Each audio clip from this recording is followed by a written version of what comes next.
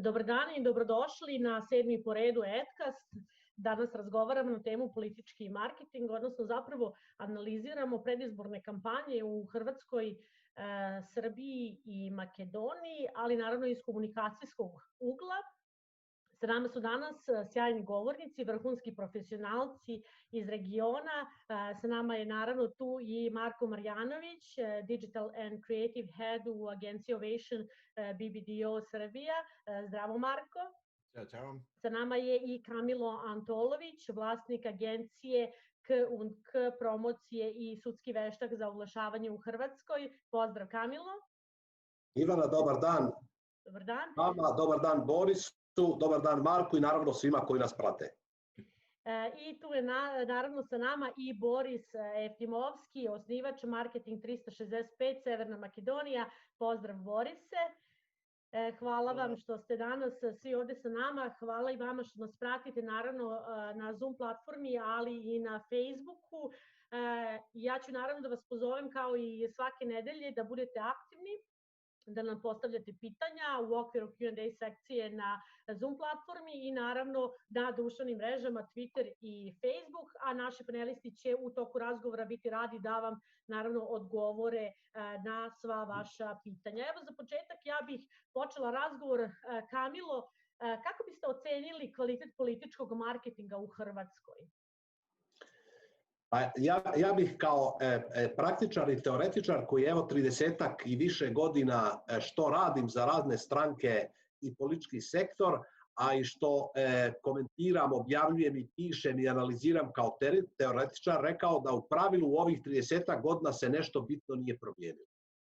Recimo, ja sam radio na izborima 92. 93. i kad poredim neka rješenja koja su tad rađena i danas nisam zamijetio nešto bitno.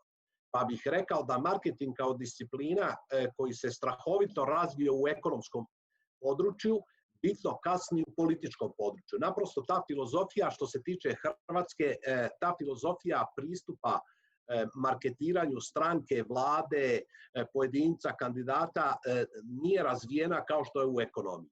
Koliko pratim u Bosnu, Makedoniju, Srbiju, Crnu Goru i tako dalje, ne vidim i da se tamo nešto bitno razvilo. Pa bih zaključno rekao, politički marketing u Hrvatskoj kaska za ekonomskim, a stranke se u poimanju te filozofije pristupa, rekao bih, političkom tržištu nisu osvijetline niti osposobile da ga rade na jedan suvremen i, rekao bih, profesionalan način.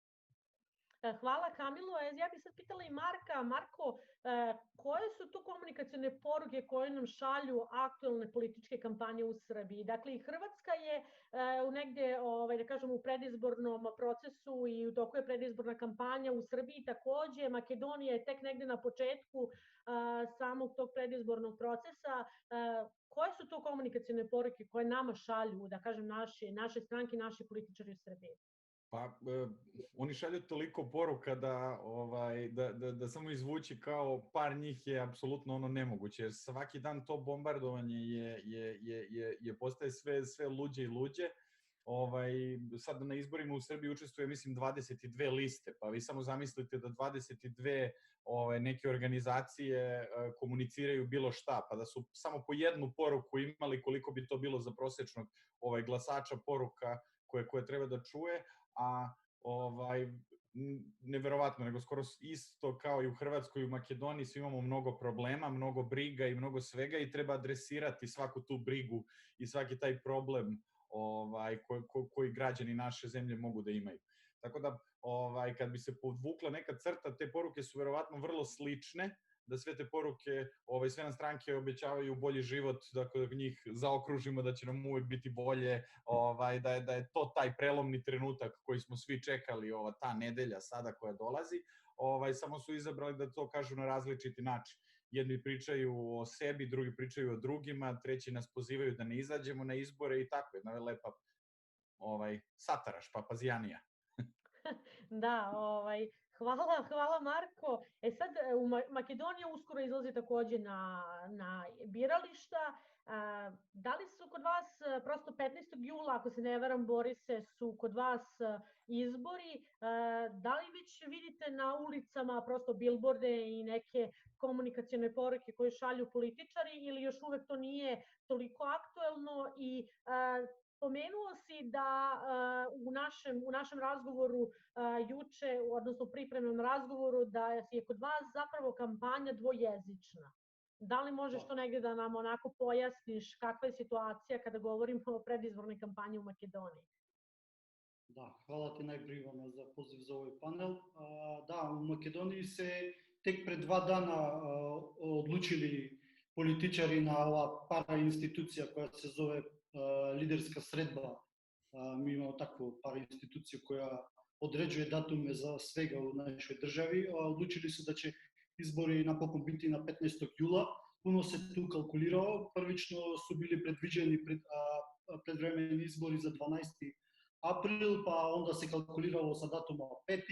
јули, па 8. јули и тек сад е 15. што ќе бити по први пут у дан среду и то ќе бити по први пут да имамо 3 дана предизборни молк, така што кампања код нас још не е официјално започела, ал велики партии пред почетка корона кризе су имале свое, ајмо реци, прекампање, где су избацивали некакви слогани, од кои можеме заклучити каков ќе бити njihov pristup na ove izbore.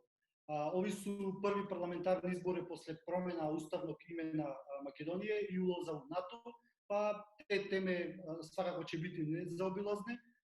Prva politička partija koja je promovisala svoja platforma preko medije, točnije Billboarde, je politička partija koja primarno se obraća albanskog kampusa. To što si ti spomenula, kod nas imamo паралелни кампањи на македонски јазик и на албански јазик.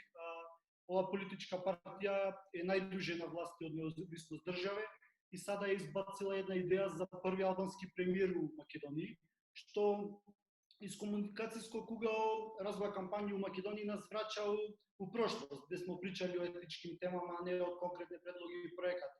Али посматрајќи тоа и стручног угол, тоа е била баш права бомба за нjihoви опоненте, кои су се припремали да се такмичу на теме шта сте лошо урадили, кои су наши проекти и слично. Сад су они у дефанзиву и треба да најде неки адекватни одговор на овој националистички приступ. Још една партија која е ново формирана и нови македонски конзервативци почела се промовисати, ал не са слоганима, са број за листичи, тоа е још недозволено док не почне изборна кампања. Они хоче само да се представи да постои, jer су нова, а две највеќе партии за сада не су официјално избацили изборни слогани, ал знаејќи нивове платформи и поруки кои жели да промовише, очекуваме заиста велика битка за неовисни бирачима, кои по своему судејќи ќе одлучуваат и о победнику и овој пут важност добре кампање ќе бити од највеćeg значаја до сада. Da, s obzirom da smo mi negde da kažem, u tom periodu još i dalje te, da kažem, COVID krize i prosto ona je još uvek aktuelna koliko god izgledalo na ulicama i Zagreba i Beograda da to nije tako, ali jeste u Makedoniji priličan broj zaraženih negde sada u ovom periodu. Hoće li to uticati na predizborne slogane, na predizborne poruke koje će nam slati političari? Borise, ti negde iz svog komunikacionog ugla i iz ugla stručnjaka, da li će uticati COVID kriza na samu izbornu kampanju? Да, значи саме пренајаве сад веќе говоре да тоа може да постане и една од водеćih тема, jer знате из угол изгледа да сад ми прерано сме ушли од тој други пик и сад ми данас заправо имамо највеći број заражених и умрлих у Македонија и тоа не може да се избегне. Опозиционих странка веќе позивају на одговорност целокупна структура за лошо менеджирање криза, од друге стране експерти партии кои су во власти кажу да тоа е очекувано jer су се ослободиле мере и све тоа, ал да увек контролирано неко кризу. Така да одговорим јасно на твое питање, да корона криза ќе бити велма важна тема на наше предизбори. Hvala Borise. Sad Kamilo, ja bih te pitala u vezi sa jasnoćom i preciznošću komunikacijskih poruka koje nam šalju kampanji. Da li bih izdvojio možda neku kampanju koja je, da kažem, iz komunikacijskog ugla precizna i jasna kada govorimo o, da kažem, kada se političari i stranke obraćaju svojim biračima ili potencijalnim biračima, koja to stranka u Hrvatskoj sada precizno komunicira svoje poruke? Ja bih prije izravnog odgovora na to pitanje Ivana rekao, po mojom iskustvu, šta je najveći problem kod političara, odnosno kod stranaka. Naime, bez obzira koliko imali definiranu ideologiju i politički program, kao sustav vrijednosti za kojeg se zalažu, glavni problem je kako da se iz te platforme, iz te ideologije, iz tog programa rada oblikuju ključne teze koje se mogu komunicirati kao ponuda na političkom tržištu. I u tom kontekstu uvijek je, bar što se mog iskustva tiče, borba sa političarima da im se objasni da ne mogu komunicirati program, nego moraju svesti taj program na razumljive teze koje su ponuda javnosti, prije svega ciljanom tržištu ili onim glasačima koji se još nisu odredili da dobiju taj glas. I taj problem se stalno ponavlja, ja kažem od 90. pa do danas, i danas imamo čitav niz poruka u Hrvatskoj pred ove izbore koji su 5.7.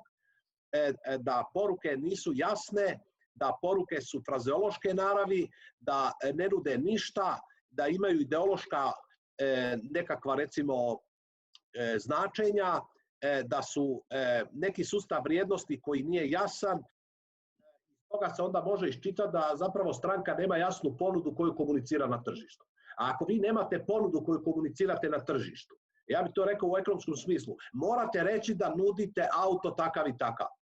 Ako to ne znate reći, onda nemojte ni raditi taj auto, šutite. Jel? Nemojte govoriti da je vaš auto veći, brži ili manje troši od suparničkog. Recite što to vi nudite na tržištu. I to je jedan problem koji se stalno pojavljuje, evo, desetljećima i dan danas je tako. Ili su te poruke frazeološke ili opće naravi, ili zapravo nemaju nikakav kontekst ponude na tržištu. I u pravilu znače ili pokušaj ocenjivanja konkurencije, suparnika, ili imaju ideološko-frazeološko značenje. A to ne motivira ljude jer poruka nije ni informativna ni persuazivna. Ne stvara ni uvjerenja, niti motivira ljude da izađu na izbore, odnosno da daju glas za takvu poruku. Ovdje valja reći da nije borba stranaka, naravno svaka kampanja i svaka poruka i svaka akcija, svaki medij ima neko značenje da se mobilizira članstvo svoje stranke i da se stvara percepcija u javnosti. Ali sve poruke su manje više usmjerene prema onim ljudima koji se nisu odredili za koga će glasati. Da se dobije tih nekoliko postotaka. Međutim, to stranke ne prepoznaju i onda naravno pucaju sa topom u jato vrabaca, pa ako šta bude, bit će, ako ne bude, opet idemo dalje. Tako da... Dakle, da zaključim, ne bih imao nešto posebno za izdvojiti. Recimo, HDZ je sada u jednoj seriji poruka gdje su nekoliko poruka ima neko značenje. Recimo, jedna poruka je sigurnost, ima neko značenje u kontekstu da su ovi izbori provocirani prije vremena, da su oni poslije prvog vala ove krize zdravstvene, da su vjerojatno izbori i provocirani prije ekonomske i socijalne krize i HDZ tu puca na neki kontekst kako se dobro nosio sa krizom. I u tom kontekstu takva poruka ima neko značenje. Međutim, ima čitav niz drugih poruka koje nemaju nikakvo značenje, koje su zapravo, što se nas tiče, ljudi koji se bavimo komunikacijama, oglašavanjem, percepcijom, imidžem i tako dalje, zapravo smiješne. Da li to znači onda da prosto nedostaju negde jasne i precizne komunikacione strategije i negde možda i precizna ciljna grupa kada govorimo o predizbornim kampanjama i sloganima i uopšte celoj komunikaciji predizbornoj u Hrvatskoj? Pa u osnovi ja bih se složio s takvom tezom, Ivana, a ona proizilazi iz toga da političari u pravilu sve najbolje znaju. Onda političari znaju napraviti spot, slogan, njima trebaju samo stručnjaci da im tehnički pomognu, ono da nose lopate i da kopaju kanal i da eto, nešto kao zaštihaju. Ali oni imaju ideju gdje je kanal kakav i baš je tu nafta gdje treba to kopati. Tako da je profesionalcima, bar kad sam ja radio, a radio sam strahovito puno stranaka i kandidata, glavni problem je što političar na kraju dođe i kaže Kamilo, daj ti reklamu, svaka reklama je dobra reklama i nemoj se brinuti. Tako da je vrlo je rijetko da se diskutira o političkoj platformi, programu, strategiji, targetu, kanalima, a onda dolazi na red kreativnost i ostale stvari. Dakle, to je dosta rijedak slučaj. I onda kad se profesionalci angažiraju i stručnjaci, zapravo utjecaj politike je tako veliki da u pravilu profesionalac kaže vezat ću konja gdje mi gazda kaže, ja sam rekao krepaće, ali neka krepa on plaća.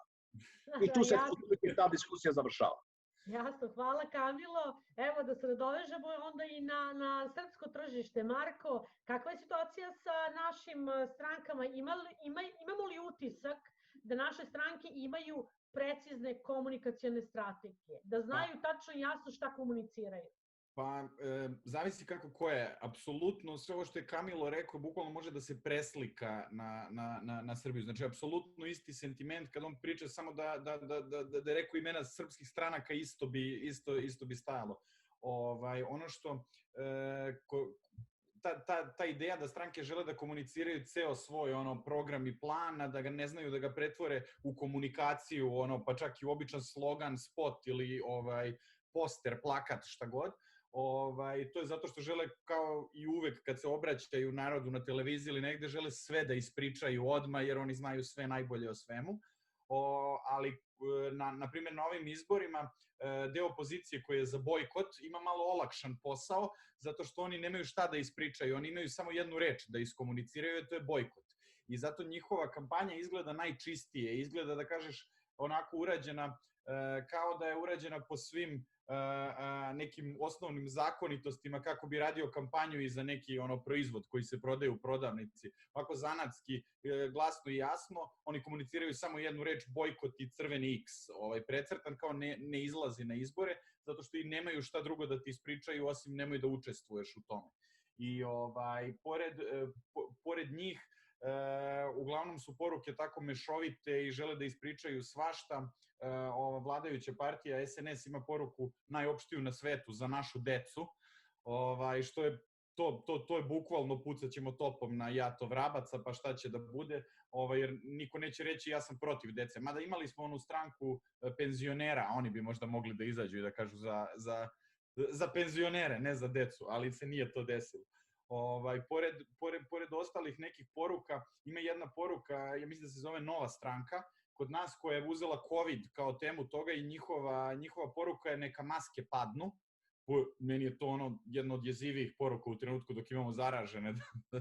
Iako znam da su hteli da naprave igru reči kao da padnu maske, da se pokaže ko je kakav, ali u trenutku gde je svaka druga reklama na TV-u ili na ulici, billboardi i city lightovi koji su u fazonu nosi masku, udalji se od ljudi, nosi masku, imaš jednu političku stranku koja izađe sa neka maske padnu. I ja sam kao u fazonu, možda niste razmislili do kraja, nego vam je zazvučalo onako advertajzerski sam. Tako da, apsolutno izgleda kao da ne postoji strategija nikakva iza svega toga, nego je kao, ajde, ovo zvuči kao slogan neke ozbilje, ovo zvuči kao da je neko smislio, ajde daj to, zalepit ćemo taj slogan, snimit ćemo taj spot. Sada ja bih se nadovezala tu kada govoriš o komunikacijnim strategijama generalno, na koji način advertising industrija, zapravo advertising stručnjaci mogu da pomognu političarima da na pravi način kreiraju svoje komunikacione poruke i slogane i uopšte celu kampanju, pa i samu kreativu?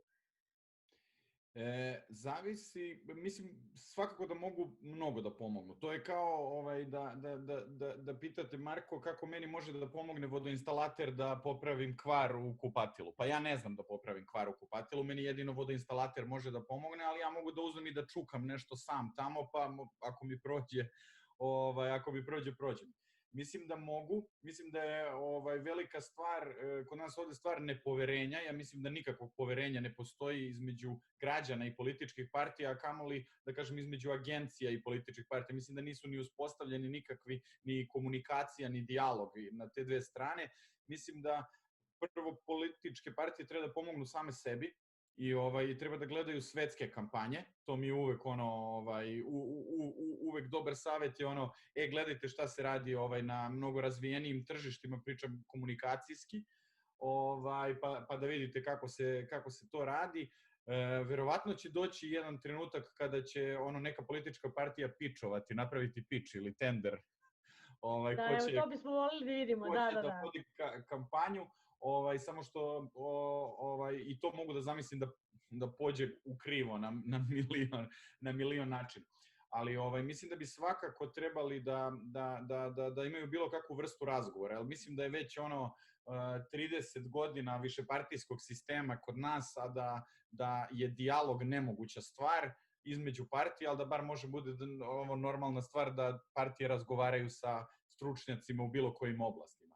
Ne moraju da razgovaraju sa agencijom, mogu da razgovaraju sa dizajn studijom koji će im pomoći da dizajniraju jedan plakat. Ne mora niko da im pravi strategiju ako oni misle da znaju bolje i to da rade. Ali bilo kakav mali korak, mislim da bi bio dobrodošao svima.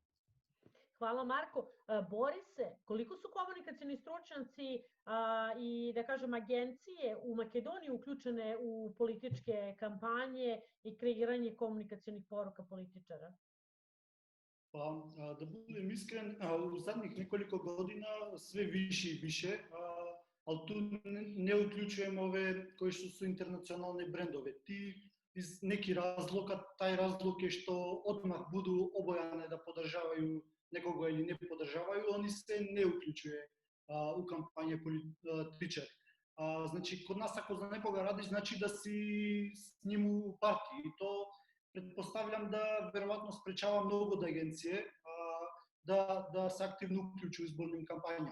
Ali da budemo realni, politički stranke nisu ništa uradili da se to ne doživljava tako, jer i kod nas postoje uobičajeno da znamo koja agencija će dobiti ovo što je Marko pomenuo, neki državni tender, ovisno o tome koja politička partija je sada trenutno na vlasti.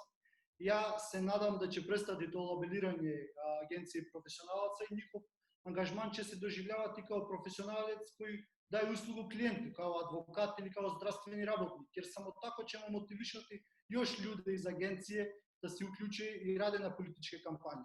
Ako želimo da podignemo nivo politike i nivo komunikacije, da budemo bolji, moramo da podignemo i nivo ljude koji će raditi te komunikacije.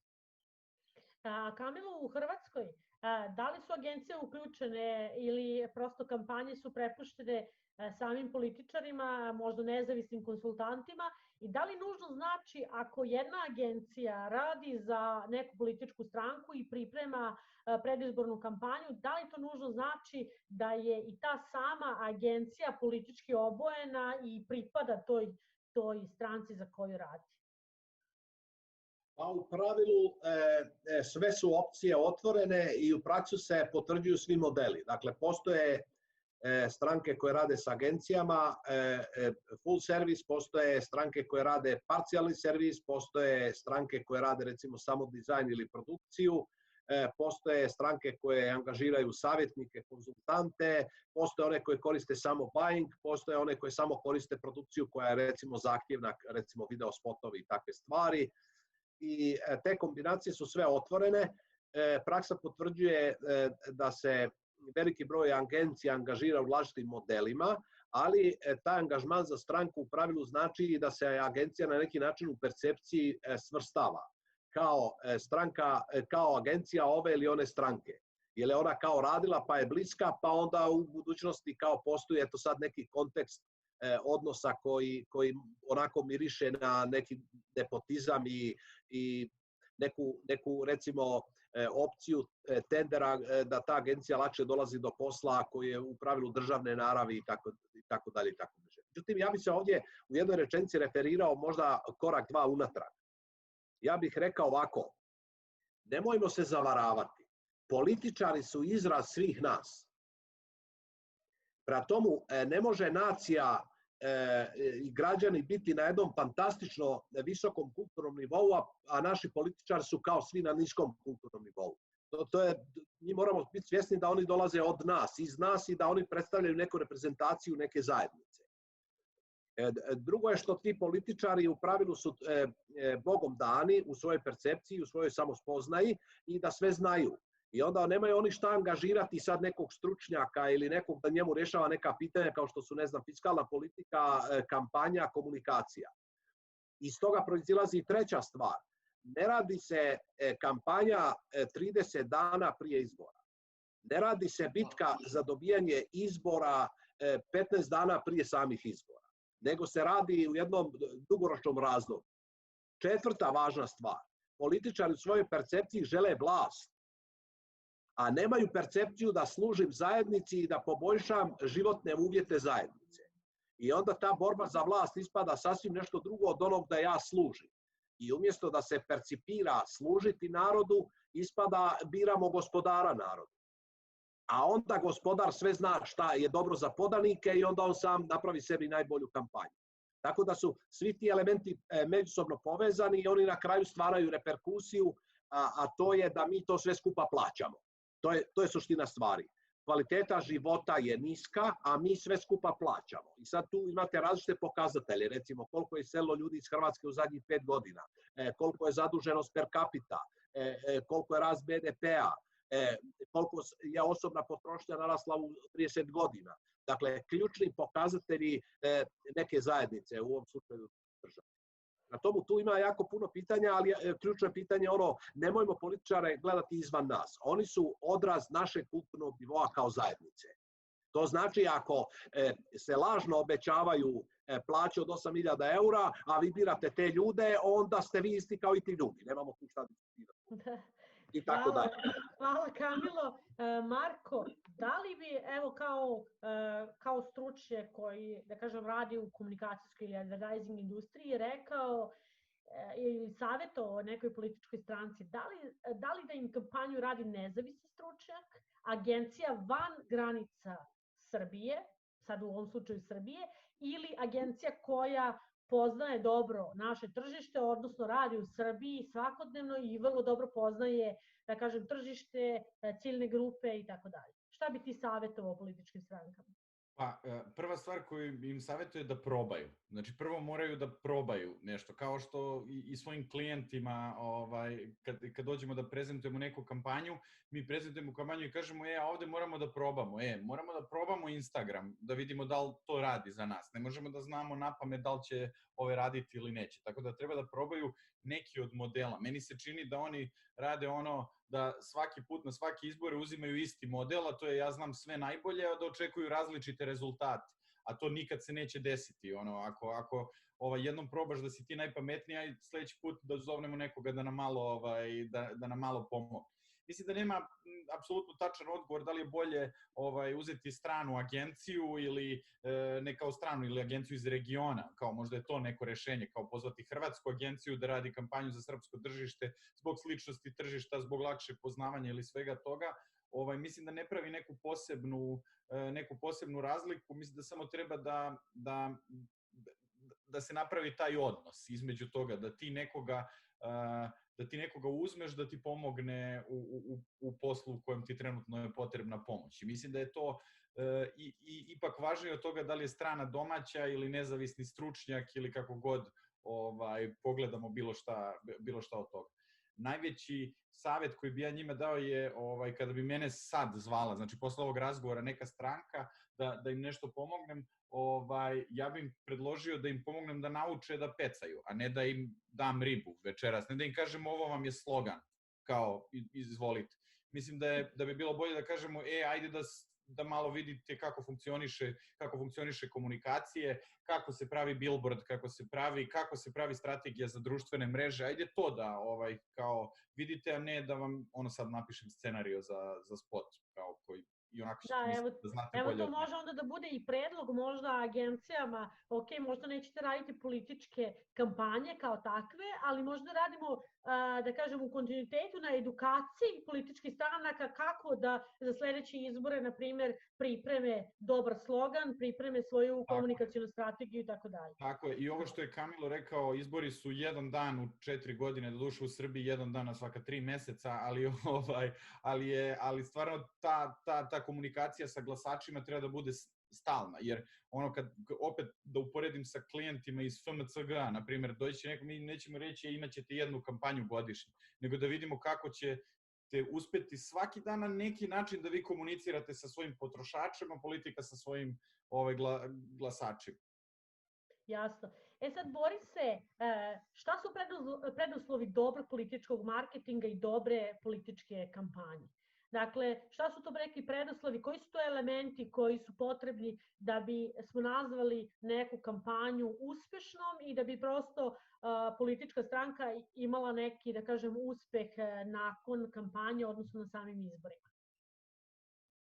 Vidi, ako bih odabrao da rečem samo jednu stvar koja je najbitniji preduslov da jedna politička kampanja bude uspešna, to je definitivno razlog da li politička partija znaje zašto učestvuje na ove izbore. Znači, zašto on?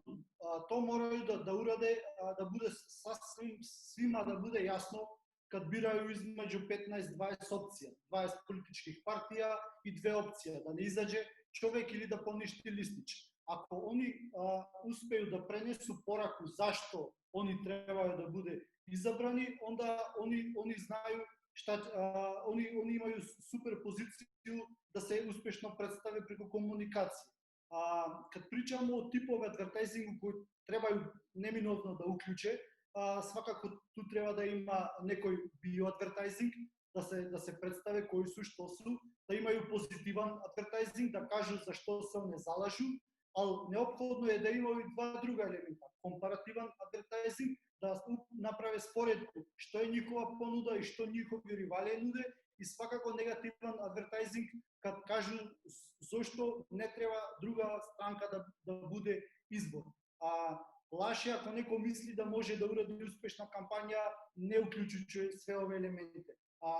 Uspešnost kampanje će pre svega zavisiti koliko optimalno oni optimizaju i urade taj flow. Mislim da isto tako neophodna stvar koju moraju da imaju, svakako da imaju plan za same kampanje, jer svaka kampanja sa planom je bolja od svaka kampanja bez planom. I sve one slogane koji će izaći, oni svakako moraju uvek da budu u saglasnost sa poruka na same kampanje. Znači, trebamo napraviti distinkcije od poruka na same kampanja, što kampanja hoće da simbolizuje, i slogan koji je udarni prenosilac te poruke kampanje. Kamilo, vi ste radili brojne kampanje, radili ste sa brojnim političarima i političkim strankama. Šta im u suštini savjetujete kao glavni savjet kako iskomunicirati najbolje ono što želite? Šta je to dobar politički marketing i kada im negdje, da kažem, ne kreirate kampanju, nego prosto želite da ih edukujete, da kada izađu u javnost, da znaju koje poruke komuniciraju i šta rade i na koji način, šta su njihovi programi, koje su ključne poruke, koja je njihova ciljna grupa, šta im prosto savjetujete kao glavni komunikacioni savjet komunikacionog stručnjaka, šta treba da urade? Koji su to elementi koji treba da se pridržavaju i neki, hajde da kažem, uslovno rečeno pravila? Dvije su ključne stvari, odnosno 2 ključne teze koje sam ja i pokušavao komunicirati sa različitim političarima i strankama, ali i općenito, po mom mišljenju, 2 su ključne teze. Prva je teza da političari, voditelji javnih poslova, kandidati, stranke, ministri, pa sad možemo preći na vladu i vlast i upravljanje javnim poslovima. Ti ljudi moraju shvatiti da ne znaju sve obaviti najbolje i da nije suština u tome da oni sami to znaju, ni da to sami rade, nego da pronađu ljude koji su najbolji u datom trenutku da nešto odrade. Pa tako i da angažiraju stručnjake za komuniciranje, istraživanje, oglašavanje, sada nabramo sve naše poslove koje mi obavljamo unutar marketinga. A to znači da traže partnera na dugi rok. Prvo je spoznaja, ne možete to sami raditi. Zato ako to možete sami raditi, onda možete i saditi mrkvicu i doma popravljati struju i možete voziti tramvaj i možete sami sebe liječiti i sada nabramo sve druge poslove koje ljudi obavljaju. Dakle, ne mogu sve sami obaviti, niti znaju. A drugo je da traže partner na dugi rok. Suština komunikacije u političkom smislu je ne da vam neko radi 15 dana dizajn plakata ili Facebook ili društvene mreže za neku kampanju, pa k vragu to, nego da nađete partnera koji će s vama oblikovati vašu strategiju i politiku komunikacije na dugi rok, vodeći računa o vrijednostima za koje se zalažete, da definira svoju ponudu i da je onda oblikuje i da je komunicira na dugi rok. To su po meni dva glavna problema koje sam ja imao i koji bi na neki način predstavlja jedan veliki iskorak ili rješenje kako da se krene naprijed u političkom području. Sad, meni se čini da će ipak previše vode ispod Savskog mosta, da ne kažem u Skopju, a u Zagrebu i Beogradu sigurno proći, previše da mi dočekamo to da političari angažiraju profesionalce, da shvate da ne znaju sve i drugo, da rade partnerstvo na dugi rok. Raditi kampanju 15 dana, 30 dana, znači daj napravi što možeš, uzmi novce, poslije se boriš da to naplatiš i tu je muka i nevolja za sve. A onda stranka ako slučajno na izborima prođe dobro, onda ste hvaljeni, ako prođe loše, čujte, mi smo svoje odradili, znate kako to sad. Tako da je jedna stvar da se političari osvijetle i osvijeste šta je to dobro u profesionalnom smislu da se radi, drugo da traže partnere u tom svom političkom marketinganju. Hvala Kamilo. Borise, htjela si nešto dodaš na... Htio sam referirati na pitanje koje si Marko postavila, koja je najbolja kombinacija i nešto Kamilo se to potaknulo, imajući u obzir dva, da kažem, pristape ka biračima, kako zove na srpskom, persuasion, ubeđivanje i mobilization na svoje glasače. Ja mislim da najbolja kombinacija je uvek in-house tim koji dobro poznaje kako stranka funkcionira, diše i komunicira sa svojim glasačima u saradnju sa nadvorešnim savjetnice i konsultanti iz same zemlje koje imaju širik vidik za to kako se partija percepira u javnosti i koji im naravno mogu pomoći profesionalnije da odrade svoju komunikaciju prema i svojim biračima i neopredeljenim glasačima za koji da budemo realni se i rade političke kampanje. Znači uvek pobednici su oni kod nas u Makedoniji, koji uspeju da osvoje najveći broj od neopredeljenih glasača. Kod nas uvek izbore su sa neki manji rezultat. Prošli izbori su bili sa 2-3 pratenika rezultata. Sad za ove izbore isto su prognoze da će to biti veoma tesni rezultati i isto tako da je najveći procenat glasača koji su neopredeljeni. Tako da te kampanje su za neopredeljene glasače i za oni da bi bili još uspešniji mora se angažirati ljudi koji nisu direktno u partiju, koji imaju širi vidik za to kako se politička stranka percepira u opštoj javnosti i pomoći im tu da nađe soodvetne poruke i soodvetne kanali kako da dođu najbliže do potencijalnog glasača. Hvala Borise. Marko, ja bih sada prosto videli smo spot Srpske napredne stranke u kome je, da kažem, gde je glavni aktor bila devojčica, odnosno koristili su dete u predizbornoj kampanji. Takvih kampanja je bilo i u prethodnom periodu, prosto nije to nikakva novina na našem tržištu. Taj spot, ko govorimo o spotu Srpske napredne stranke, je, da kažem, zabranjen. Sad, kako bi ocenio učešće dece u predizbornim kampanjama? Prosto koliko je to, ajde kažem, etički koristiti decu? Pa, kažem, nije Srpska napredna stranka izmislila spot sa detetom. Ja sam i malo pregledao spot SPS-a, Socijalističke partije Srbije, gde se ne vidi lice deteta, ali u spotu se drže poruke, ne vidi se lice ničije, nego ljudi drže poruke, ali pa vidiš dečije ruke koje drže poruku. Tako da sad to da li smo se izvukli ili nismo, kao kad snimamo reklamu za pivo, da li su se kucnule čaše ili nisu.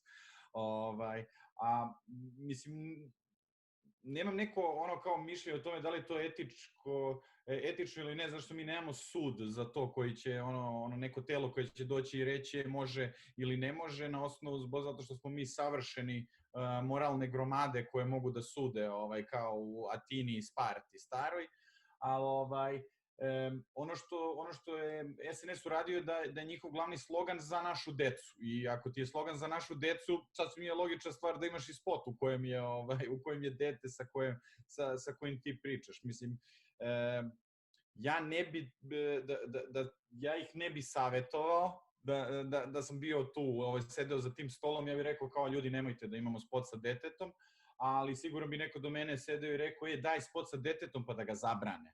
To će da bude još luđa priča, to će da bude PR oko svega toga. Tako da nemam neko tačno odnos prema tom, meni to može da ne prija meni kao ili mom senzibilitetu spot sa detetom, a neko drugi će da kaže kao pa šta, deca vide i spot bez deteta.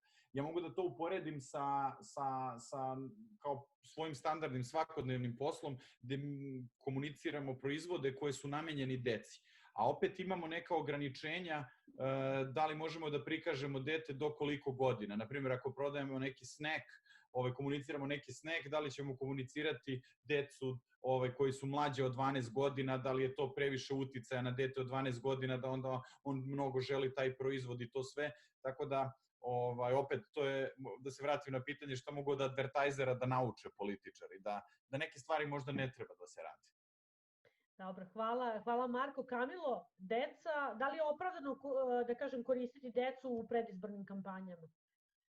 Ja bih ovako rekao. Mi znamo da je oglašavanje i marketiranje i jedno i drugo i u cijelini su discipline koje su dramatično agresivne.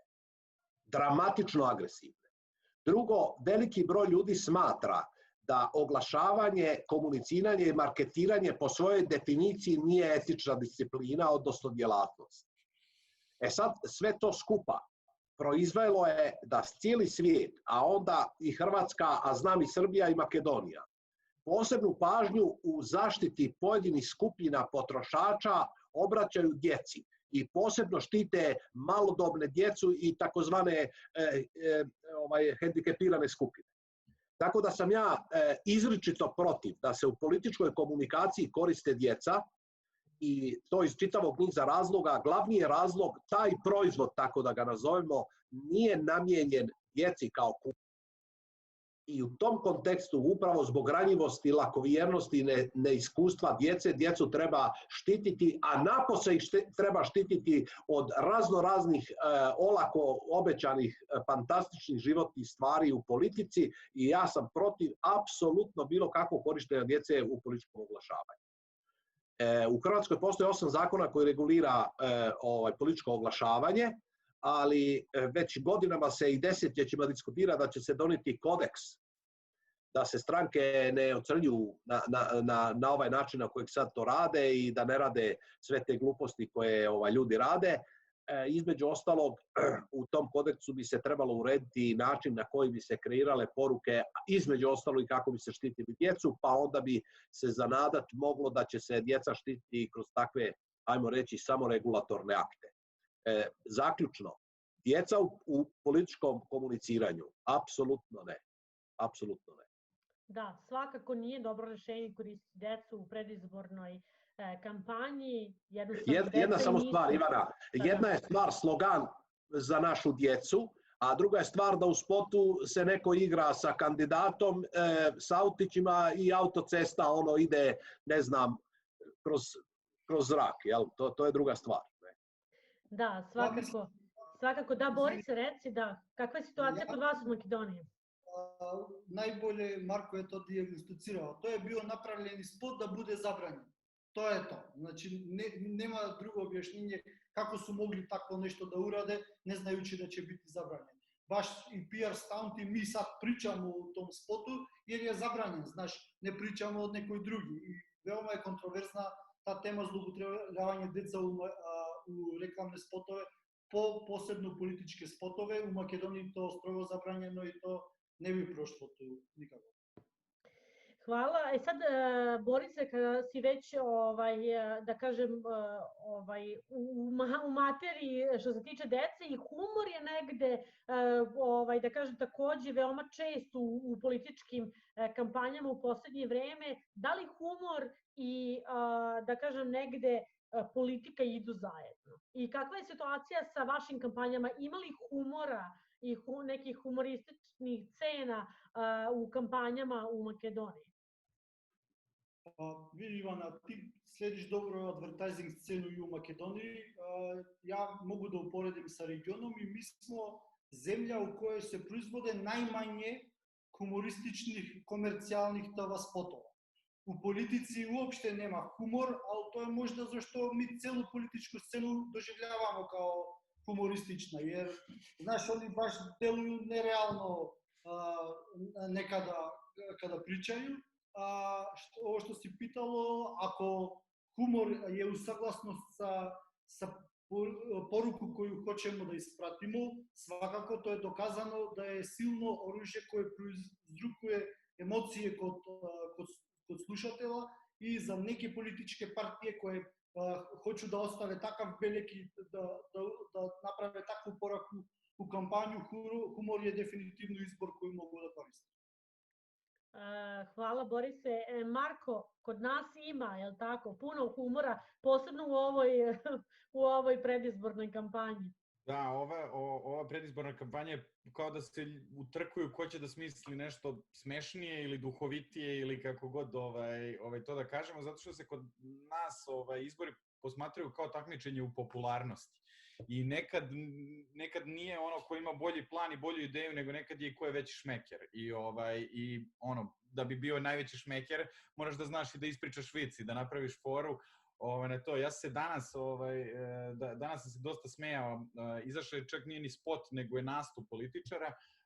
Kod nas je uvek, i kad god je izborna kampanja, uvek se pravi problem ako ministar negde ide, a kampanja je u toku, da li on sad koristi svoju ministarsku poziciju da promoviše sebe na izborima. I danas je Ivica Dačić, ministar spoljnih poslova, bio je na jugu Srbije negde i imao je neki skup i on je rekao, ovo nije politički miting, ja sam došao da vam kažem da vas volim. I on je to danas izgovorio. Ja sam bio kao fazonu, ovo je najsmešnija stvar koju sam čuo u ovoj kampanji. Tako da, baš se svi utrkuju da budu što simpatičniji, pa sad je nekome taj humor više odgovara, neko manje odgovara. Jedino što nekad neke stvari nisu smešne i ako imaš jedan spot duhovit, a drugi spot je o tome da li će Kosovo ostati deo Srbije, koji idu jedan za drugim, to opet sve izgleda još jedna kao papazjanija u svemu toga. Ali kažem, sve se svodi na to na kraju dana ko je veći šmeker, a šmekeri moraju da budu i najduhovitiji u društvu i to je to. Svakako da, Kamilo, kada jedna stranka, ne znam da li je to slučaj u Hrvatskoj, pretpostavljam da jeste, jedna stranka tokom predizborne kampanje ima više slogana, više, da kažem, TV spotova, više komunikacionih poruka. Da li to stvara šum u komunikaciji ka potencijalnim biračima? Ja sam veliki broj puta rekao i napisao i sad ću ponoviti još jednom, mislim ponavljanje majka učenja kaže. Zamislite prije 100 godina, neko je poveo revoluciju, neku ideologiju, neku filozofiju, neku ideju koji je sveo na slogan zemlja seljacima i tvornice radnicima. Prije 100 godina, je li tako, i više. Sad imate situaciju da ljudi su nepismeni i da nemaju pojma šta piše na plakatu zemlja seljacima. I onda oni naprave još toliko simplifikaciju, pojednostavljenje svog političke ideologije, programa, revolucije, slogana, teze i stave čekić i kaže nepismeno ili Srb. I nepismenom seljaku negdje na Uralu kaže, vidiš, ovo gdje vidiš ti postaješ subjekt, to gdje vidiš i prepoznaš, to su tvoji ljudi, glasaj za njih. I ovdje se lijepo vidi prije 100 godina kako je neko imao dovoljno pameti da simplificira ideologiju, filozofiju, doktrinu, revoluciju na takvu jednostavnu stvar da nepismeni seljak sa Urala vidi svoj signal, svoj simbol, svoj znak i da ga prepozna i da da glas nekoj ideologiji, nekoj stranci. Mi smo danas daleko od toga. Mi smo danas predaleko. I danas je upravo ta simplifikacija da se dođe do ključne poruke, ajmo je nazvati slogan, strahovito veliki izazov. Tako da imate brdu slogana, ili kao što sam neki dan napisao u nekom tekstu, recimo imate trenutno plakat gdje imate 4 slike, 3 logotipa, 4 poruke, 8 tekstova i onda sitno dole vam pišu kandidati i stranke. Ja kažem ovako, Ako hoćeš taj plakat, billboard, vidjet i percipirat, staneš s autom, kampiraš 3 dana da bi razumio i percipirao o čemu se tu radi. I to je jedan primjer kako političari rade komunikaciju u javnom prostoru, konkretno na billboardu. Mi znamo da billboard je ekspozicija treptaj oka, 3 sekunde, i da poruka mora biti simplificirana do maksimuma. Ne, oni naprave igrani film da ti moraš stati s autom i kampirat, čovječe, 2 dana da vidiš o čemu se tu radi, a i kad odeš nakon 2 dana nisam siguran da li si razumio o čemu se tu radi. To je primjer antikomunikacije. Tako da imate, danas u Hrvatskoj imate jedan slogan, sutra drugi, onda ne znate šta je slogan, šta je headline, šta je naslov, šta je ključna poruka. Onda imate odnos između slike i teksta, onda sad smo spominjali humor, Marko i Boris pričaju o humoru. Ma kakav humor u politici? Pa toga nema, čovječe. Humor je inače delikatna stvar za oglašavanje i komuniciranje, jer ako malo samo promašite, ode k vragu sve. A u politici, političari su operirali od humora. Onda neki tu nastoje, kao što je sad kolega Marko pričao, tu doskočiti, ja vas volim i takve stvari. Ne pa se. Niko ne traži od njih da nas vole, nego da nam naprave cestu, vodu, školu i da imamo veće plaće. To se traži. Možeš me mrziti, ali daj veću plaću. Tako da, što se tiče slogana i ključnih poruka, ja sam napisao šuma Striborova, prašuma, ne zna se ko pije, ko plaća. A kad imate prašumu, ne možete percipirati ništa. Ništa ne možete percipirati, ni drvo, ni lišće, ni plod, ni ništa. A to je antikomunikacija. Jel? Da, sad, da li kampanje u poslednje vreme poprimaju onaj komercijalni ton? Odnosno, da li ćemo političare u jednom trenutku želeti da kupimo kao što želimo da kupimo patike, ili želimo da kupimo trenerku, ili želimo da kupimo šampon za kosu? Šta je po negde vašem mišljenju, Kamilo? Tvoje mišljenje je u vezi sa komercijalnim tonom samih kampanja. Koliko je to, da kažem, opravdano? Ajde, evo tako da kažem. Pa ja bih rekao da postoji poveznica ili metodologija koja povezuje ekonomski profitni i neekonomski neprofitni sektor. To znači da je komunikacija za neke tenisice ili žvake u svojoj metodologiji vrlo slična komunikaciji recimo nogometnog kluba ili političke stranke. Međutim, postoje, kao što postoje sličnosti, postoje i velike razlike. Jer vi možete za recimo neki proizvod napraviti kampanju, pa onda on uđe u distribuciju, uđe na policu, pa šta Bog da. Kod javnih poslova, kod politike, kod stranke, kod vlade morate stalno komunicirati. Morate stalno. Zašto? Zato što nemate jedan proizvod, nego stranka, vlada, vlast ima tako široki asortiman da mora komunicirati svaki dan. A da bi komunicirala svaki dan, ona mora imati sustav koji to omogućava. A da bi imala sustav, ona mora imati ljude, modele, logistiku, plan, strategiju, znači sve elemente o kojima mi govorimo kad radimo komercijalne kampanje. Znači od istraživanja, rezultata, preferencija, stavova, ponude na tržištu, konkurencije, distribucije, targeta, učinaka, metrike i sada nabram sve druge elemente. Tako da, što se tiče usporedbe, postoje i bliskosti, a postoje i razlike. To je ono što treba uvažavati ako se bavite, naravno, političkom komunikacijom. Da, Marko, komercijalni ton u političkim kampanjama. Pa, meni odmah padaju 2 stvari na pamet. Ja mislim da je taj najkomercijalniji ton uspeo da napravi Obama u Americi kada je pobedio na izborima, jer on je bukvalno bio proizvod koji svi žele u tom trenutku, čak i ljudi koji nisu u Americi. On je stajao sa Jay-Z-em i Beyoncé kao da je reklama za Adidas ili za nešto drugo, tako komercijalno, i mislim da je on uspeo u tome i da je to bio jedan od razloga zašto je on tada pobedio. Mislim, ne znam da će se kolege setiti, ali ti, Ivana, ćeš se setiti zato što je sa našeg tržišta. Ja mislim da je to na prethodnim predsjedničkim izborima kada je Vučić probao da snimi reklame koje izgledaju kao da su reklame za neki FMCG proizvod. Pa je imao pivsku reklamu, pa je imao reklamu koja podsjeća na neku hranu kao da je brašno neko da se prodaje i tako to. I onda si ti gledao tu estetiku pivske reklame, onoga što treba u stvari da bude kao zanatski pivska reklama, ali gledaš da neko promoviše svoj politički program u tome. Tako da, probali su da budu komercijalni proizvod. Ja se kažem da li su uspeli ili nisu, pobedili su na izborima, ako je to zadnji rezultat koji se gleda, uspeli su. Ono što mi je i tad bilo interesantno da su i tada to radili sami, a nisu zvali ljude koji inače prave pivske reklame, da im pomognu da naprave pivsku reklamu, nego su bili u fazonu, znaćemo mi da napravimo i pivsku reklamu, znaćemo da napravimo i reklamu za hranu, znaćemo i ovo i znaćemo i ovo.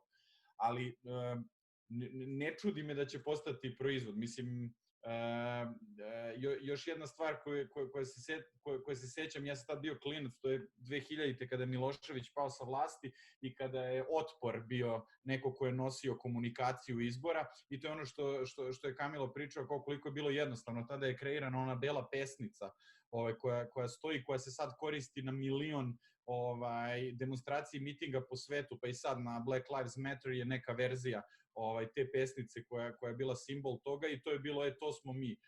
To smo mi. Kad vidim to, ja idem tamo, ja stanem u tu gomilu, i onda ta pesnica je postala komercijalni proizvod i ta majica je postala ne samo izraz toga, nego je postala i fashion statement u tom trenutku, ili badge Čedo o ženima, ne znam. Ivana, rekao bi samo jednu rečenicu. Moramo voditi računa o prirodi izbora. Parlamentarni izbori i predsjednički izbori su bitne razlike. Predsjednički izbori imaju više kontekst ekonomskoga, više kontekst komercijalnoga i rekao bi klasičnoga. Parlamentarni imaju više svojih autentičnih obilježja i onda to dvoje baš i nije tako jednostavno uspoređivati. Da, svakako imaju, svaki izbor imaju svoje specifičnosti. Boris, šta je sa kampanjama koje su na nekoj granici rizika, prosto da budu, da kažem, prihvatljive i neprihvatljive? Naravno i brendovi negde igraju nekada na samoj toj granici da je nešto ukusno i neukusno, pa da li evo iz svog ugla komunikacionog stručnjaka, da li političari treba da se igraju sa takvim kampanjama koje su na granici između rizičnog i prosto manje rizičnog? Definitivno smatram da etika u politici, u političkoj komunikaciji i advertisingu, što je specijalnost, evo Kamilo može puno pričati o tome, je veoma bitna i političke partije, stranke ne smiju si dozvoliti da prođu ta linija koja će možda se doživjeti kao neukusno. Zato pretpostavljam da oni koji su profesionalni pre nego publikuju u javnost neki TV spot, to urade u neki manji fokus grupe gde promovisu to, pa zapišu njihovi vidici na toj TV spot i sve što izgleda da možda preuzlikuje neka prevelika buka, oni bi to trebali da isfrle iz svoje političke komunikacije. Međutim, svedoci smo da i tu u Makedoniji dogodi se, da budemo iskreni, ne toliko često, od vremena na vreme, da neka politička stranka izbaci nešto koje ili niko ne razume ili svi se osjećaju uvređeni, ali to su uvređeni u razumu, znaš, ali to su pre svega one takozvane Facebook partije kod nas, znaš, objave nešto, imaju 1000 lajkova, pozove ljude da izađu iz kuće, ne mogu ni 50 ljudi da saberu. Oni su ti amaterski takozvani pristupi koji za volju na istinu velike partije u zadnje godine ne rade, tako da nismo imali neke loše primjere u poslednjih nekoliko izbornih ciklusa kod nas, da dve najvelike partije izbace nešto što je neetički. Ako uzmemo sad ta linija šta je etički, šta je neetički, znaš, za svakoga je različno. Jeste, to je tačno, da, znači u suštini političari u Makedoniji igraju na sigurnicu, odnosno na neke sigurne poene i sigurnu kampanju. Kakva je situacija u Hrvatskoj? Da li ima kampanja na granici rizika ili prosto svi igraju na sigurno i idemo, da kažem, by the book kampanju koja sigurno radi? Ima svega i svačega. Dakle, imate, rekao bih, kritiku konkurencije na najgori mogući način, koje dolazi na razinu da je to osobno vrijeđanje, recimo. A onda imate podmetanje, da ne idemo sad u teoretiziranje, podmetanje raznih teza ili recimo ukazivanje na propuste, probleme koje je imala konkurencija. Onda imate afirmativne pristupe, pokušaj komunikacije vlastite ponude, pa pridobivanje nekakve simpatije javnosti, prije svega tih neopredeljenih birača. Dakle, u pojavnostima komunikacije imate svega i svačega. Od najgorih spletki i podmetanja preko društvenih mreža, izvlačenje prljavog veša, privatnih stvari, neetičnih postupaka, ja bih rekao lopovsko-kriminalnih aktivnosti, pa do recimo dobrih primjera gdje neko se stvarno pokušava pozicionirati sa nekom svojom ponudom i nekom, ajmo reći, tezom iz svog programa i na taj način dobi simpatiju nekakvog malog targeta i na taj način povećati svoj rezultat. Dakle, u pojavnostima ima svega i svačega, od najgorega pa do onako afirmativnih, recimo, i primjerenih stvari. Da, sad kada govorimo o političkim kampanjama, prosto ne možemo da izostavimo kanale komunikacije. Posebno kada govorimo danas o bezbroj novih kanala komunikacije. Marko, koji kanali komunikacije su u 2020. godini najefikasniji kada govorimo o političkom marketingu i da li se izbori, ajde da kažemo ove godine, odnosno 2020. dobijaju na društvenim mrežama?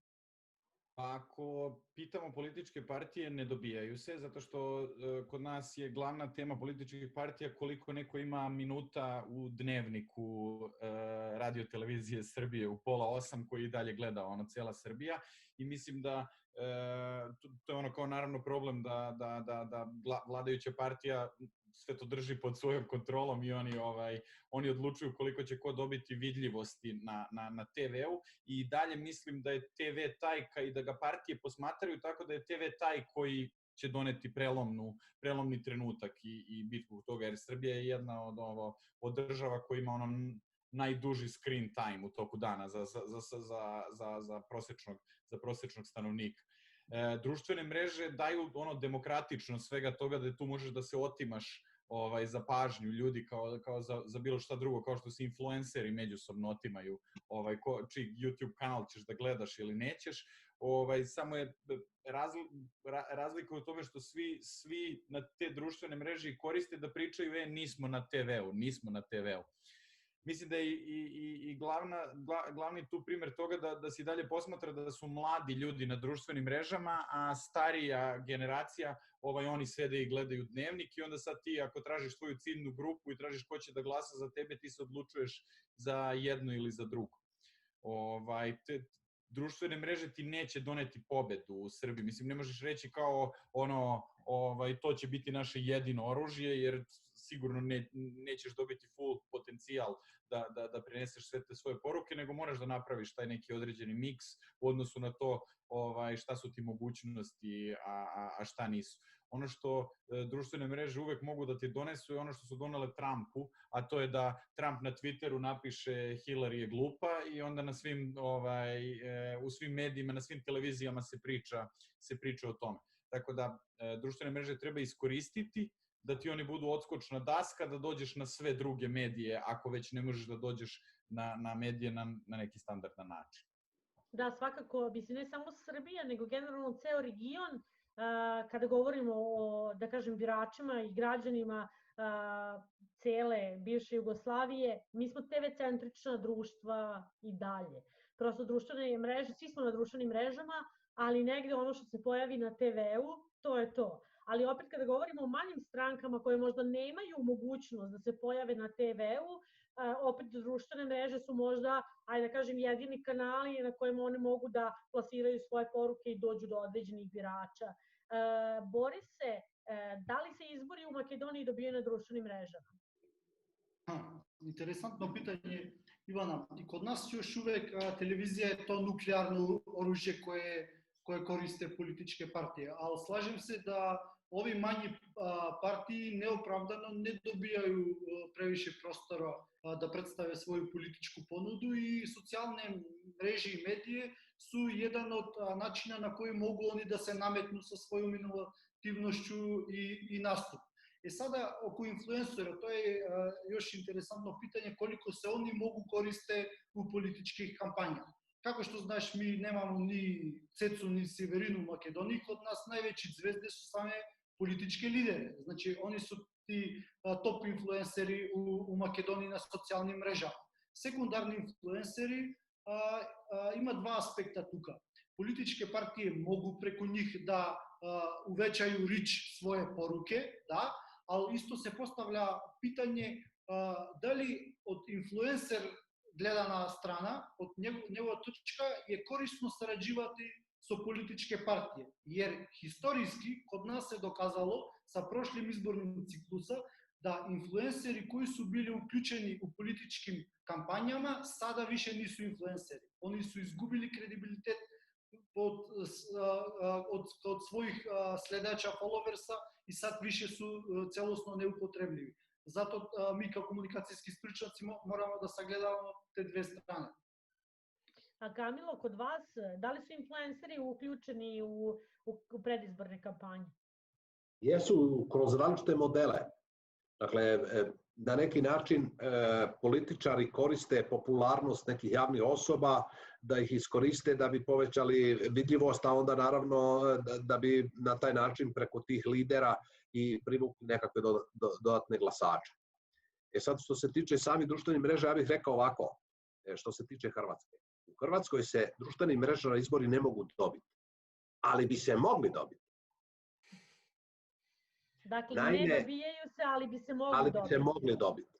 Naime, ako bi netko oblikovao ponudu u dijelu, na primjer, studenata i dobro iskomunicirao preko interneta, prije svega društvenih mreža, onda naravno i drugih modela, sigurno bi mogao skrenuti pozornost tog targeta i radi se o desecima tisuća ljudi, a kad vi preračunate, na kraju vam samo nekoliko mjesta u parlamentu odluči ko sastavlja vladu. I to samo pokazuje da i najbolja kampanja koju zamislite možete povećati rezultat na izborima do 10%. I zato je ovdje presudno važno za razumijevanje konteksta. Bježi od kampanje, pređi na političko komuniciranje, postavi sustav i komuniciraj, a kad dođe kampanja, onda će tebi sustav omogućiti da podigneš taj intenzitet i da dodatnu ponudu neku daš prema biračima. Jer u 30 dana, kakvu god kampanju da zamislite, vi ako imate percepciju u javnosti od 5%, ne možete je dići na 20 pa da se ubijete. Jer da novac odlučuje u politici, onda bi političari bili najbogatiji ljudi na svijetu. A u pravilu to nije tako. Jel tako? To je samo jedna ilustracija kako je komunikacija važna, ali ne ad hoc, kampanjska, nego kontinuirana, sustavna i planska. Tako da bi ono referirao se. Ne dobijaju se, ali mogli bi se dobiti. Da.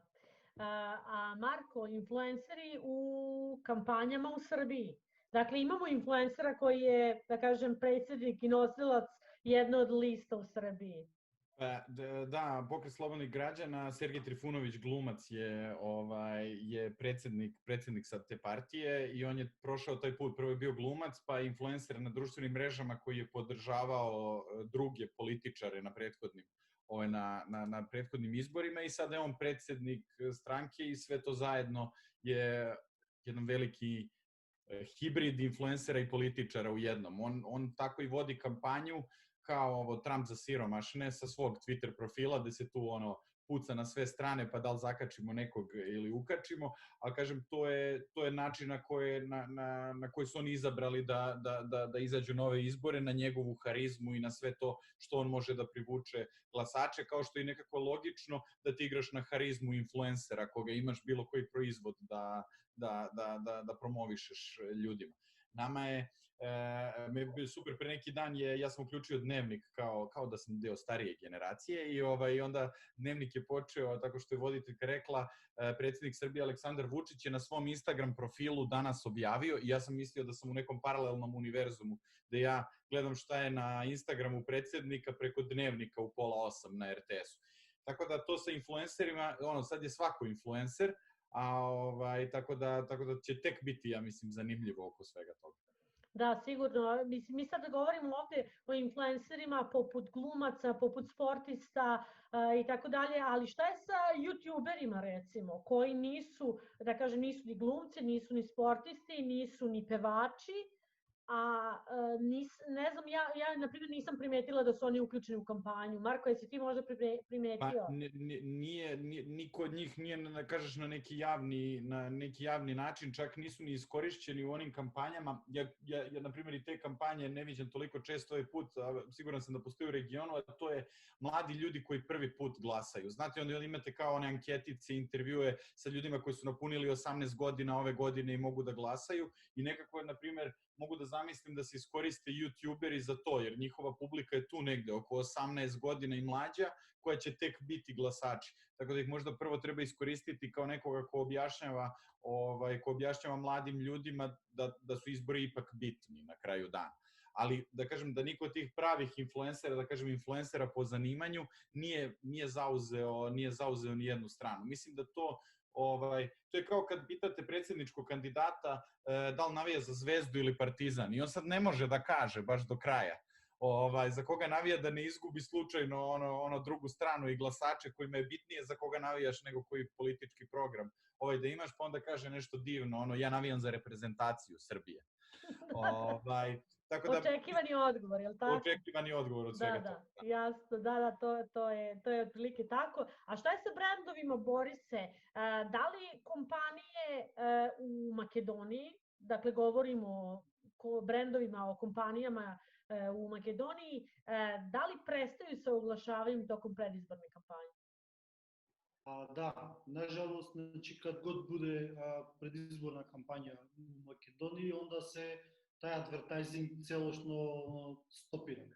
Тоа е разбирливо донекле, затоа што за то внимание поединцу и човеку сада се агресивно боре дузина политичких странака. Они изнакупе све билборде, они имају 9 минута сваког сата на телевизију да се промовишу и стварно нема ту пуно простора где би се брендови борили за то внимание гледалци. Тако да они то стопирају и она продуже како да после сваког избора. Da, Kamilo, kakva je situacija u Hrvatskoj sa brendovima tokom predizborne kampanje? Da li prestaju sa oglašavanjem i šta biste kao agencija prosto savjetovali regularnim klijentima, da li da se oglašavaju ili ne tokom predizborne kampanje? U pravilu kompanije, brendovi pa i druga izvanpolitička područja komuniciraju normalno i oglašavaju. Iako ja osobno mislim da ozbiljne kompanije uvijek na neki način povlače ručnu kočnicu u kontekstu da postoji neko zagušenje medijsko i da je onda vjerojatno i učinak komunikacije u tom razdoblju nešto niži. Ne postoje baš neka egzaktna mjerenja pa da se čovjek sad uhvati, ali predugo se bavimo ovim poslom da ne bi mogli ocjenjivati.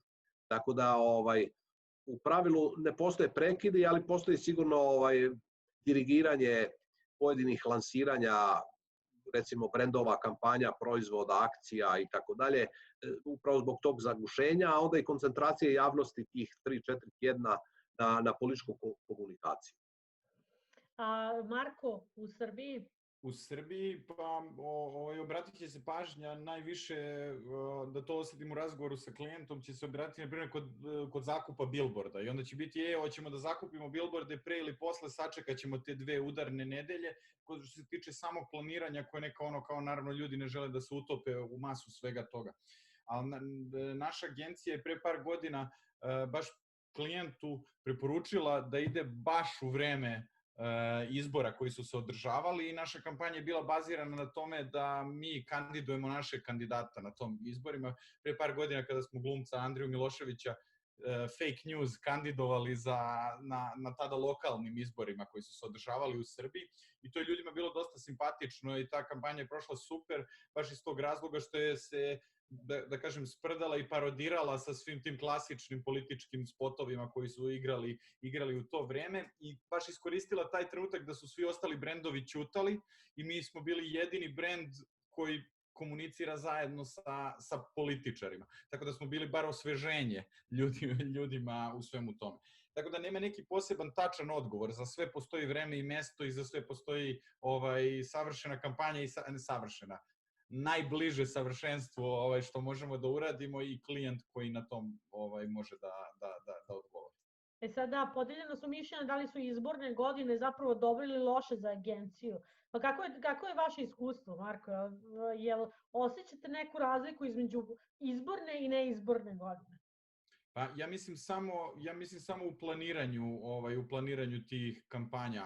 Ako ćemo znati da su sad kampanje, da će sad biti zakupljeni bilbord, ja kao ne mogu ovu godinu stvarno da računam, posebno zbog COVID-a i zbog svega što je stvarno promenilo igru i dovelo je u neku u nešto drugačije, na primjer, u odnosu na isti period prethodne godine, a kažemo planiranje. Ako znamo kada će biti izbori i napravit ćemo planove sa klijentima da imamo kampanju pre ili posle, ili ćemo se po njima malo dirigovati da znamo kada to treba da bude, da znamo da možemo da snimimo reklamu, da nisu sve ekipe koje snimaju već zauzete i tako to, ali svakako da utiče na sve. Pa i ovo što kolege kažu, da li će biti akcija u prodavnicama, nama zavisi da li je to nešto tako, da li će se lansirati novi brend ako u toku politička kampanja, pa verovatno neće.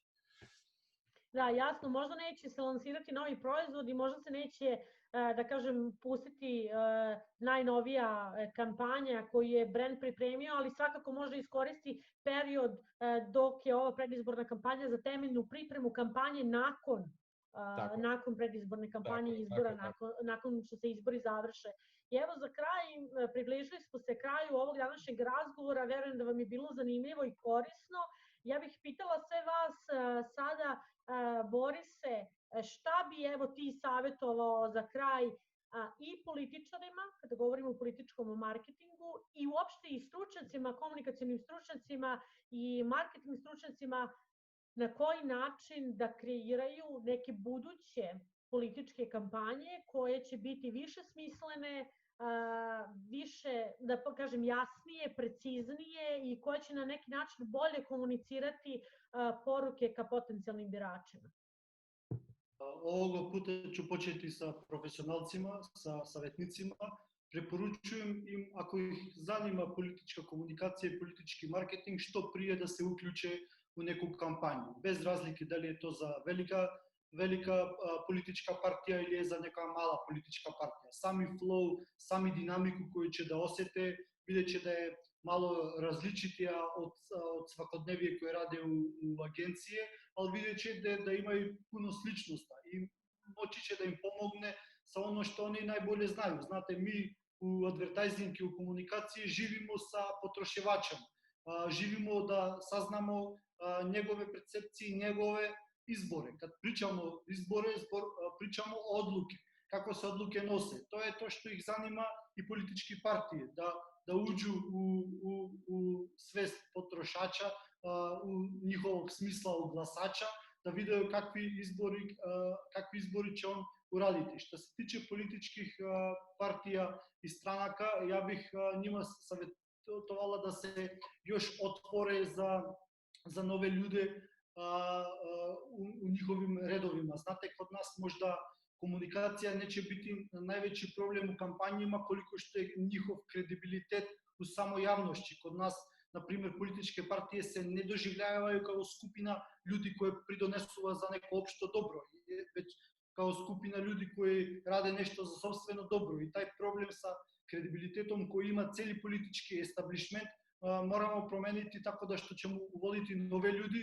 Isto така поканit ćemo profesionalce, stručnjaci za komunikacije da im daje njihov view na to kako se ona doživljava i kako ona može beneficirati korišćenje novih alatka i po profesionalno komuniciranje. Kako ovo pričam bosanski, to je to. Hvala puno, Borise. Kamilo, šta bi ti savjetovao i političarima i komunikacionim stručnjacima? Ovako u politici u Hrvatskoj zadnjih 25 godina. Prvo su bili spikeri. Oni vam najave sad će govoriti ministar ili šef stranke. Onda to više nije bio spiker, najavljivačica, hostesa, nego je bio glasnogovornik. A nakon nekog vremena taj glasnogovornik je se razvio i postao je voditelj odnosa s javnošću, takozvani PR-ovac. A nakon što je par noći prespavao, PR-ovac je postao stručnjak za komunikaciju. A još nakon nekoliko noći je postao stručnjak za politički marketing. Tako da je od stesa političkom strankama, ministarstvima i vladi i drugim ovim institucijama toga bilo čoveče ko gljiva posle kiše. Međutim, to nije rješenje problema. Rješenje problema da vodeći ljudi u strankama, u ministarstvima, u vladi,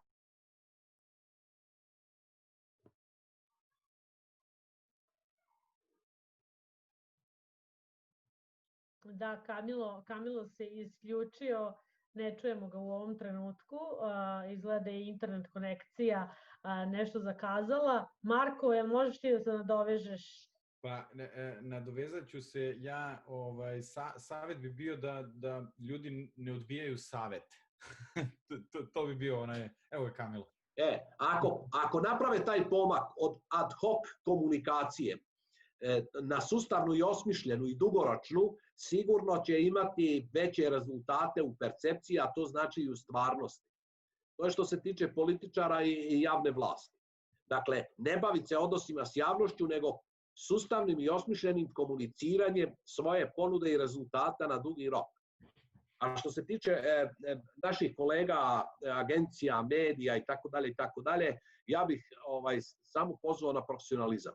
To znači da se na tržištu svi tretiraju podjednako i da se ne pristaje na ucjene, a još manje da se zbog ovih ili onih razloga pristaje na nemoguće uvjete. A to znači da morate napraviti 3 rješenja billboarda, što kaže Marko, sutradan, da morate napraviti 3 kreativna rješenja video spota preko sutra, da morate riješiti ne znam koju platformu za mobile preko noći, da oni sutra mogu klikati SMS ili ne znam koju poruku glasačima, ljudima i tako dalje. To se tako ne radi. Jer izgleda lijepo da vi za nekoliko dana zaradite dosta novca, ali to pokazuje model rada naše struke. I ako vi pristanete za 2 dana napraviti mobilnu aplikaciju, onda će ono i od svih tražiti mobilnu aplikaciju.